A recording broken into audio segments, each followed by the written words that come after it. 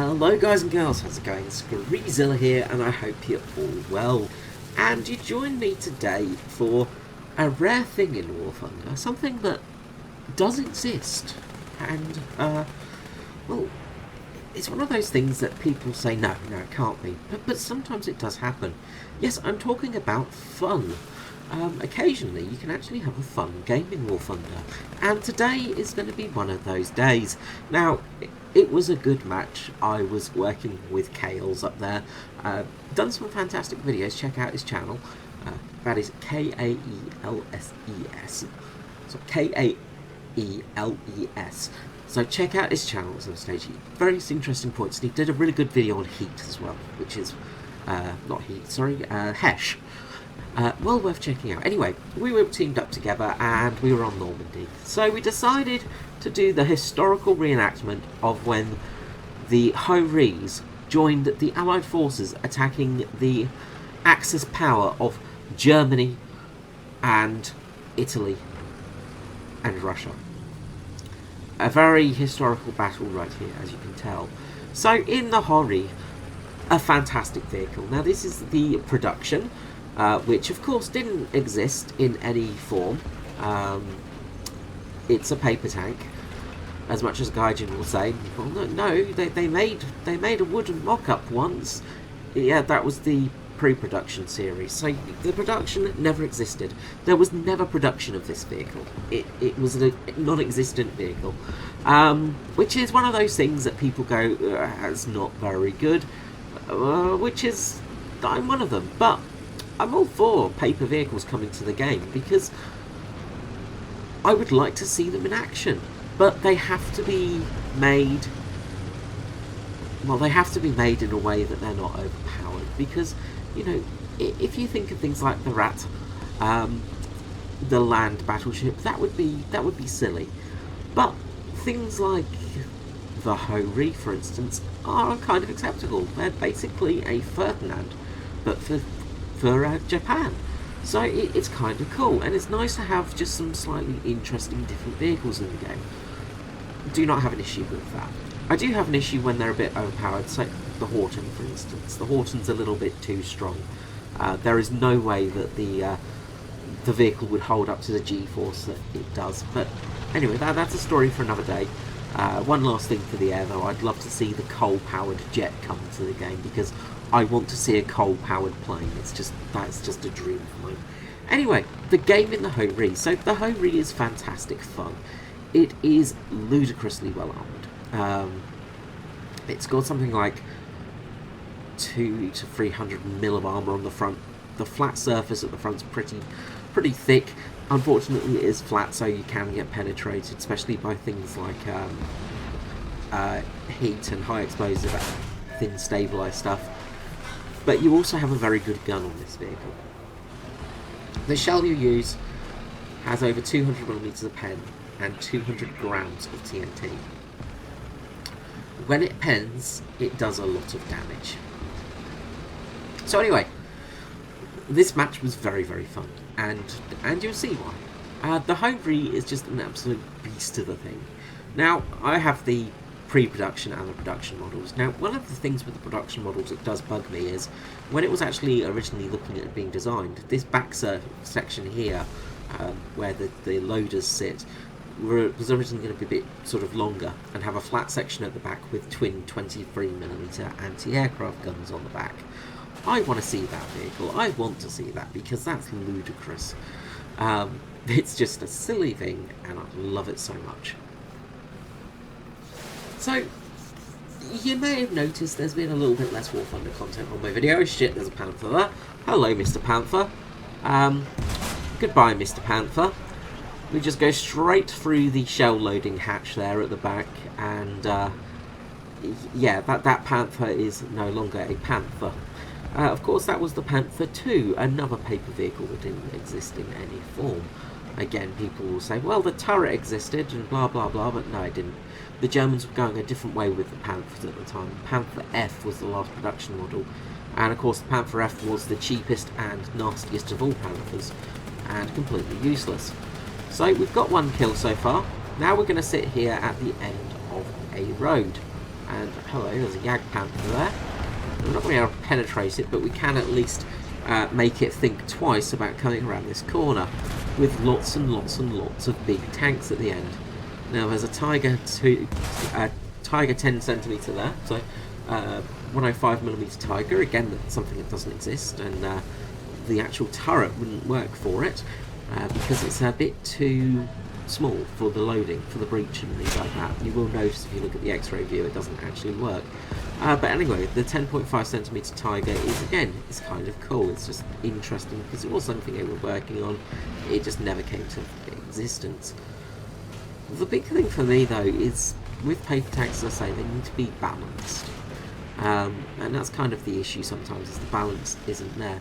It's much easier in ground forces as well to add these vehicles because, well, even though you don't have any historical records of how well they performed, you do know that a tank with a 105mm gun is going to do well. It's a big gun. You do know that, 300mm of armour is going to stop things. You can work out weight ratios and power to weight, things like that, and kind of get it working. With aircraft though, it's a bit difficult. So we're just backing up here in the corner and waiting for any tanks to decide to come around. We've got a couple of people behind us. There's actually a guy spawn camping at the moment, of course, although I guess we're kind of spawn camping where we are, but at least we're in the town. I've lost my train of thought there, but yeah, I'll back onto why I'm not making many War Thunder videos. I've really not been having fun in the game. It's been a absolute nightmare for me playing War Thunder, and I don't like that. I don't enjoy not being able to enjoy a game. It's one of those big things for me, is, if I'm going to play something, I want to enjoy it. I've also been a little bit, it gets out a little bit depressed. Oh, hello there, AMX13. Goodbye, AMX13. You could also say I've been a little bit depressed recently, and that's been sort of hindering me a little bit in my creativity. And this T30, of course, is just pushed past me, bumping me out of the way, and then causing me to sort of have to reverse a little bit, slow down. So I'm just going to come around here. The IS-6 is going to be able to shoot me. It's not going to be able to do much to me. He's got away before I can get a shot. Oh, there's a T-44 there. Okay, and then there's the Tiger 10cm there. We aim for the weak spot, we go straight through the turret, and kaboom goes the Tiger. So yeah, I've been really having not a lot of fun in the game recently, and generally, as I say, a bit depressed, and it's been affecting the creativity in my work on YouTube. YouTube is a passion of mine. It's a hobby, and I enjoy it quite a lot. I enjoy making videos. I enjoy making historical content, and as much as I do, I'm not looking for fame and fortune and all that kind of stuff. It would be a nice bonus and things like that, but the main reason I make these videos is for fun and just to make things interesting, to let people know about history. I think history is an important thing to learn about because history tends to repeat itself quite a bit. So, learning that little bit about history is a really big passion of mine. And, well, recently my videos have been getting less and less views, especially my history videos,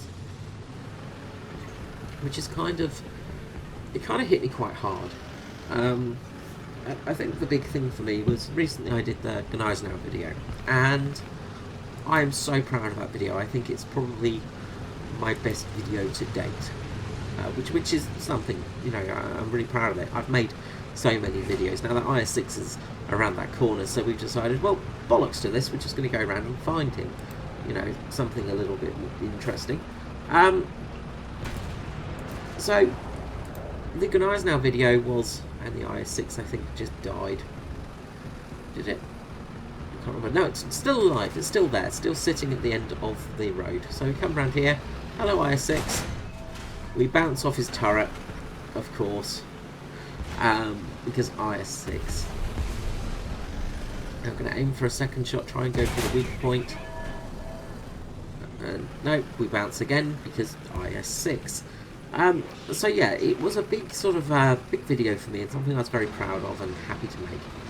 IS-6 is about going up the hill, aim for the weak point again, And this time our round decides to go through, so goodbye IS-6. 4 kills, we're doing okay. Now, we need one more for the ace. Will we get it? So, as to date, I've got 42 views on my Good Eyes Now video, 8 likes and 0 dislikes, so that's pretty good for me. I'm pretty happy with that. But I did set a goal for myself earlier this year, and my goal was to get the channel to at least 1,000 subscribers by this time of year. And obviously I've not achieved that. I'm at 545 currently, which,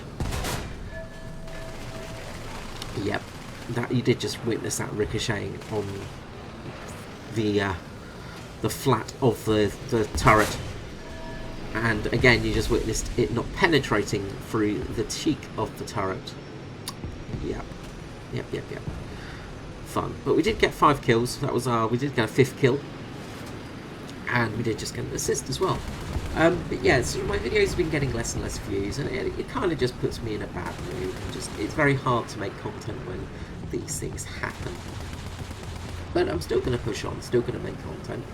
And one last thing really is I'm going to be looking at doing a stream every week. So just going to head back to the hangar here.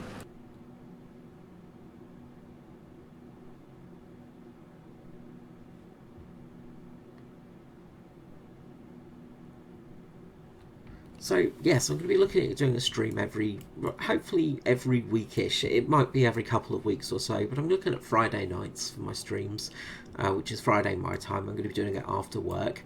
So if you feel like joining, come and join in. It should be interesting and fun. I've been having fun with those as well. And also the Discord. Don't forget about the Discord. Please feel free to join, because you get bits of information there and a few bits and bobs in that as well.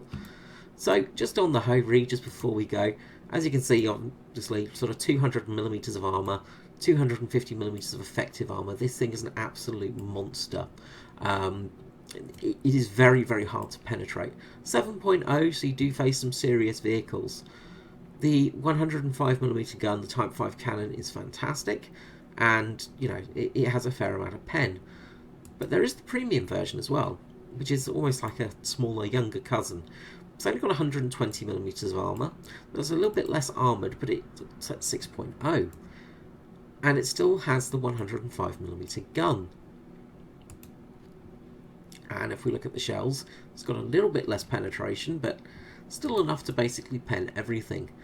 These things are absolute monsters, and they are just hilarious to play. And as I said, if we're going to see paper tanks come into the game, I'm happy about it, as long as they're not ridiculously overpowered. Because the good thing about a game like War Thunder is you can have these vehicles come to life and actually see them and see how well they acted. Because we didn't often get that chance. And luckily we didn't. It's one of those things with war. I love military vehicles, but I just wish we could have wars without killing each other, because, firing big guns at each other is kind of fun. So that's what makes games more fun in that respect. But yeah, having these prototype vehicles and these vehicles that sort of existed only in wood form or paper form is kind of nice. It's good to see them and see what could have been, because if Japan made these things, they could have really changed the tide of the war. And, it's just an interesting aspect of history. Anyway, I'm going to bugger off now because I'm going to start rambling soon. So I hope you've enjoyed this video. Thank you so much for watching. As I said, Discord link is below. Love to see you there. And I will see you next time.